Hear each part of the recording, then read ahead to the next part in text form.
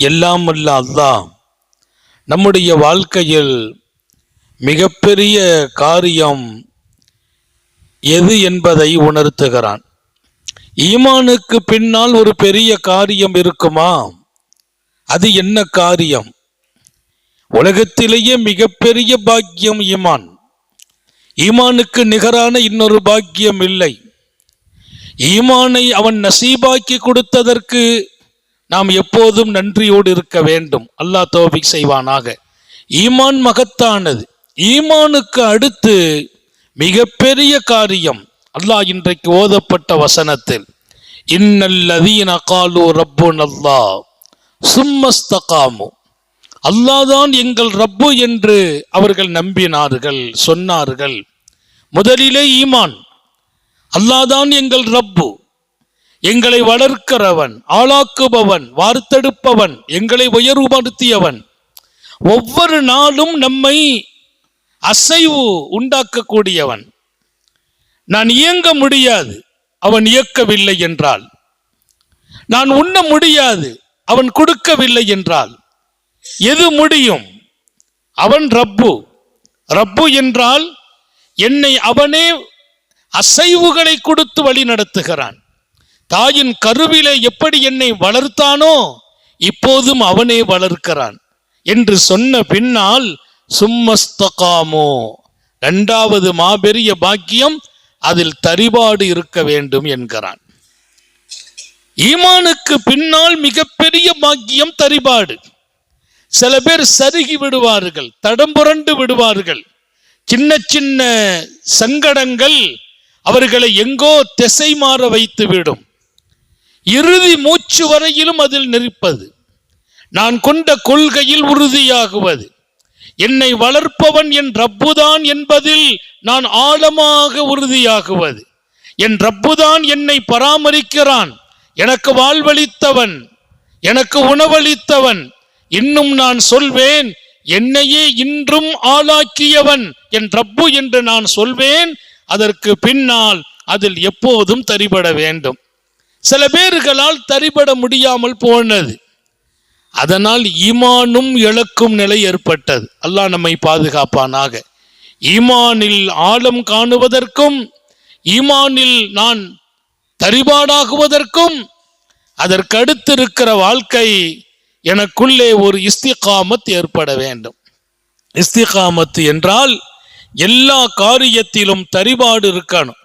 எந்த சூழ்நிலையும் நம்மளை அசைச்சு பார்த்துடக்கூடாது. கொஞ்சம் கஷ்டம் வந்துச்சு அதனால அல்லாஹ்வை விடுறதா? நெருக்கடி வந்தது அல்லாஹ் விட்டு விலகிறதா? துன்பம் வந்தது அல்லாஹ் விட்டும் தூரமாகுவதா?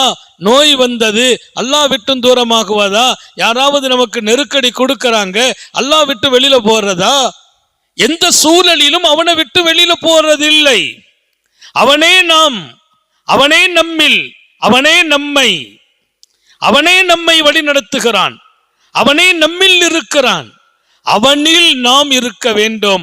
இதில் நிலைப்பாடும் தரிபாடும். உஸ்மான் இப்னு அஃபான் ரலியல்லாஹு அன்ஹு, உஸ்மான் பின் அஃபான், இஸ்லாத்தில் அவர்களுக்கு கிடைத்த சிறப்பு யாருக்கு கிடைத்திருக்கும் என்று பேசப்படும் இடம். உஸ்மான் ரலியல்லாஹு அன்ஹுவை ஒரு கட்டத்தில் பெருமானார் ஸல்லல்லாஹு அலைஹி வஸல்லம் சொல்வார்கள், இனி உஸ்மான் என்ன செய்தாலும் அவர் மீது குற்றம் இல்லை என்கிறார்கள். அவர் என்ன செய்யட்டும் அவர் மீது குற்றம் இல்லை. அப்படி ரசூல் பேசும் அளவிற்கு உஸ்மான் ரலியல்லாஹு அன்ஹுனுடைய தியாகம் இருந்தது, அர்ப்பணிப்பு இருந்தது. இந்த தீனுக்காக என் உஸ்மான் கொடுத்ததை போல் யாரு கொடுத்ததுண்டு என்று கேட்பார்கள். உஸ்மான் இப்னு அஃபான் இந்த தீனுக்கு அவர்கள் கொடுத்த செல்வாக்கும் செழிப்பும் செழிமையும் பொருளாதாரமும் அத்தனை பெரியது. தேட்ட போதெல்லாம் கொடுக்கிறார்கள், தேவை வரும் போதெல்லாம் கொடுக்கிறார்கள். சும்மா 1-2 கொடுக்கல, 1000 ஒட்டகம் என்பார்கள், 1000 குதிரைகள் என்பார்கள், அந்த குதிரைக்கான பொறுப்புகள் என்பார்கள் உஸ்மான். அல்லாஹ் அந்த உள்ளத்தை நமக்கும் நசீபாக்குவானாக. அந்த உஸ்மான் அண்ணல் எம்பெருமானின் 2 பெண் மக்கள் உஸ்மானின் மனைவியர்களாக, முதல் பெண்மணி மரணித்த போது இரண்டாவது மகளையும் மாநபி அவர்கள் கொடுக்கிறார்கள். இரண்டாவது பெண்மணி மரணித்த போது உத்தம நபிகள் ஸல்லல்லாஹு அலைஹி வஸல்லம் சொல்வார்கள், இன்னும் ஒரு மகள் எனக்கு இப்போது இருந்தால் என் உஸ்மானுக்கே கொடுப்பேன் மனைவியாக. அந்த அளவிற்கு நபி அவர்களோடு மிகப்பெரிய நெருக்கம் பெறுகிறார்கள் உஸ்மான் இப்னு அஃபான். ஆனால் இதெல்லாம் எப்போது கிடைத்தது? அவர்களின் விசேஷமான தரிபாட்டில் அவர்கள் இஸ்லாத்தை ஏற்கிறார்கள். உஸ்மான் இப்னு அஃபான் மக்கமா நகரில் இஸ்லாத்தை ஏற்கிறார்கள். ரசூலின் மீது நேசம் வைக்கிறார்கள். நபி பெருமானார் ஸல்லல்லாஹு அலைஹி வஸல்லம் அவர்களை சந்திக்கிறார்கள். சந்திப்பிலேயே இதயத்தை கொடுத்துட்டாங்க. ஒரு மனிதரோடு நாம் முற்றிலும் இருக்க வேண்டும் என்றால் அது இதயத்தோடு தொடர்பாக வேண்டும். உஸ்மான் இப்னு அஃபான் மாநபியின் சந்திப்பில் தன் இதயத்தையே ரசூலுக்கு கொடுக்கிறாங்க. ரசூலை தன் இதயத்தில் சுமக்கிறார்கள். அந்த ஒரு நிலை வந்த போது அந்த செய்தி அவங்க குடும்பத்துக்கு தெரியாது. உஸ்மான் இப்னு அஃபானுடைய குடும்பம் கொஞ்சம் பெரிய குடும்பம். அந்த குடும்பத்தில் யாரும் இஸ்லாத்துக்கு வரல. அந்த செய்தி தெரிகிறது. அவர்களின் சிறிய தந்தை மரியாதைக்குரிய ஹக்கம் அபில் ஆஸ் அவர்களுக்கு செய்தி கிடைக்கிறது. ஹக்கம் அவர்கள், உஸ்மான் அவர்கள் இஸ்லாத்துக்கு போயிட்டாங்க, ரசூலுல்லாவுக்கு பின்னால போகிறார்கள், பெருமானாரை நேசிக்கிறார்கள் என்ற செய்தி கிடைக்குது. அப்பமெல்லாம் அது ஒரு புரட்சி காலம். எங்க பார்த்தாலும் அந்த பேச்சு நடமாடிக்கிட்டே இருக்கும். இன்னைக்கு யாரு போனாங்க, இன்னைக்கு யாரு நபியை சந்திச்சாங்க, இன்னைக்கு எந்த வீட்டில இருந்து சஹாபாக்களாக மாறிவிட்டாங்க என்கிற பேச்சு நடமாடிக்கொண்டே இருக்கிற காலம். அவர்களுடைய மரியாதைக்குரிய ஹக்கம் அவர்கள் உஸ்மான் இப்னு அஃபானை கூப்பிட்டாங்க. வாப்பா, நபியை போய் பார்த்தாயான்னு கேட்டாங்க. அப்போதும் போய் சொல்ல மாட்டாங்க, ஆமான்னாங்க. சந்தித்தாயா? சந்தித்தேன். என்ன சொன்னாங்க? அவர்கள் இப்படி சொன்னாங்க. நீ என்ன சொன்னாய்? என் இதயத்தையே அவர்களுக்கு கொடுத்தேன். அல்லாஹ்வையும் ரசூலையும் இதயத்தில் சுமக்கிறேன். அவர் சொன்னார், நீ அதை விட வேண்டும், இல்லை என்றால் உன்னை நாங்கள் விட மாட்டோம். லா அதஉக ஹத்தா ததஉ, நீ விட வேண்டும், இல்லை என்றால் உன்னை விட மாட்டோம். பிடித்து கட்டினார்கள். கயிறை போட்டு கட்டுகிறார்கள். வீட்டிலே தூணிலே உஸ்மானை கட்டி அவர்களை அசைய விடாமல், நகர விடாமல், மாநபியை சந்திக்க விடாமல் கட்டு போட்ட போது உஸ்மான் சொன்னார்களாம், லா உஃபாரிகுஹு ஹத்தா ததஉ, நான் இந்த தீனை, இந்த ரசூலை, இந்த அல்லாஹுவை நான் பிரிய மாட்டேன், விட மாட்டேன். நீங்க என்ன விடணும், அதான் நடக்கும். நீங்க தான் என்ன விடணும். நான் தீனை விட மாட்டேன், நீங்கள் தான் என்னை அவிழ்த்து விட வேண்டும். நான் அல்லாஹுவை விட மாட்டேன், ரசூலை விட மாட்டேன். என்ன வைராக்கியம், என்ன பிடிப்பு, என்ன தரிபாடு. சாப்பாடை நிறுத்துவோம் என்றார்கள், கவலை இல்லை என்றார் உஸ்மான். உன்னை பசியில் போடுவோம், கவலை இல்லை. சுய தேவையை அனுமதிக்க மாட்டோம், கவலையே இல்லை. உணவை நிறுத்துவோம், வெளியே விட மாட்டோம், சுய தேவைக்கு விட மாட்டோம். உன்னை கட்டில் போட்டு இறுக்கமாக்குவோம், எதுவும் நடக்கட்டும். என் மூச்சு முஹம்மது ரசூலுல்லாவோடும் அல்லாவின் இதய துடிப்போடுமே இருக்கும் என்றார்கள். மிரட்டுனாங்க, உருட்டி பார்த்தாங்க, சங்கடப்படுத்தினாங்க. குடும்பம் தான், வெளி ஆட்கள்லாம் இல்லை.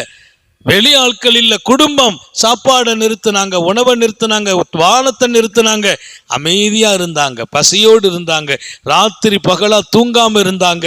அவங்க குடும்பம் பார்த்து வருத்தப்படுறாங்க, ஏதாவது ஆயிடக்கூடாது, பிடிப்பா இருக்கிறாரு, என்ன பண்ணுவோம், விட்டுடுவோம், போயிட்டு போறாரு என்று அவர்கள் கயிற்றை அவிழ்க்க உஸ்மான் சொன்னார்கள், இன்னும் நீங்கள் எத்தனை நாள் கட்டி போட்டாலும் என் ஈமான் இன்னும் பலமாகிக் கொண்டே இருந்தது.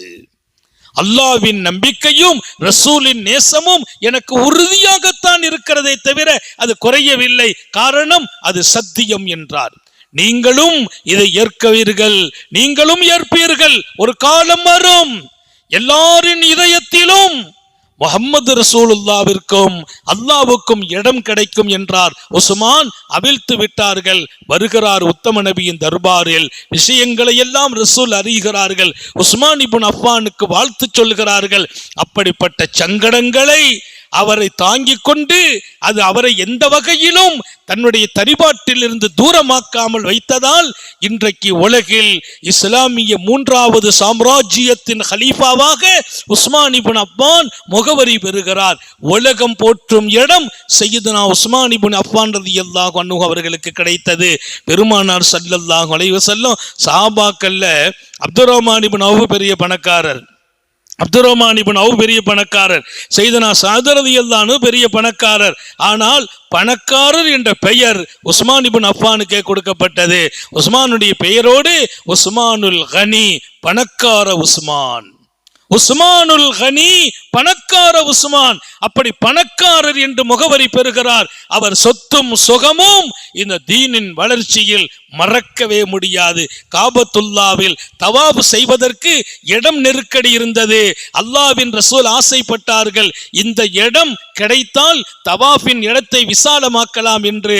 உடனே உஸ்மான் தன் சொந்த பணத்தில் அந்த இடத்தை வாங்கி அல்லாஹுவின் தூதர் அகிலத்தின் சர்க்கார் முஹம்மது ஸல்லல்லாஹு அலைஹி வஸல்லம் தர்பாரில் கொண்டு கொடுத்த போது முகம் மகிழ்கிறார்கள், அகமகிழ்ந்து வாழ்த்துகிறார்கள். வல்லல் நபி ஸல்லல்லாஹு அலைஹி வஸல்லம், ஞாபகம் வையுங்கள், இன்று நீங்களும் நானும் தவாஃப் செய்கின்ற அந்த இடம் எங்கள் உஸ்மானின் சொந்த காசால் வாங்கப்பட்டது.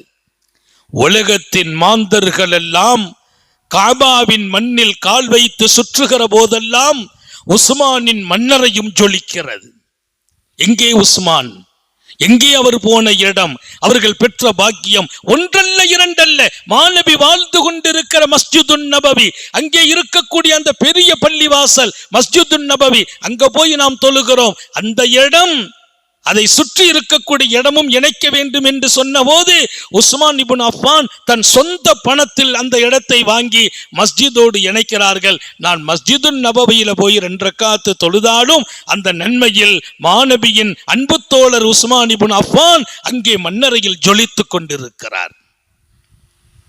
இத்தனை பெரிய பாக்கியங்களை அன்று பெற்றார்கள் என்று நான் சொல்லவில்லை, இன்றும் நினைவு கூறப்பட்டு கொண்டிருக்கிறார்கள். ஹஜ்ரத் உஸ்மான் இப்னு அஃபான் ரலியல்லாஹு அன்ஹு. அத்தனைக்கும் அவர்களிடத்தில் இருந்த அந்த தரிபாடே காரணம். அல்லாஹ் சொன்னான், இன்னல்லதீன காலு ரப்புன் அல்லாஹ், எங்கள் ரப்பு அல்லாஹ்தான், எங்களை வளர்ப்பவன், வார்த்தெடுத்தவன், உருவாக்குபவன், இன்றைக்கும் எங்களை அசைய வைப்பவன். நாம் படுத்தால் அவனே தூக்கம் தர வேண்டும், தூங்கினால் அவனே விழிப்பை தர வேண்டும். ஏன்? அவன் ரப்பு. ரப்புனா என்ன? எல்லா டோட்டல் என் வாழ்க்கையை அசைச்சிட்டு இருக்கிறவன். சும்மஸ்தகாமு, பின்பு அதுல தரிபாடு ஆனார்களா, தத்தனஸ்ஸலு அலைஹிமுல் மலாயிகா, அவர்களிடத்தில் மலக்குகளே வருவார்கள்ங்கிற அல்லாஹ்.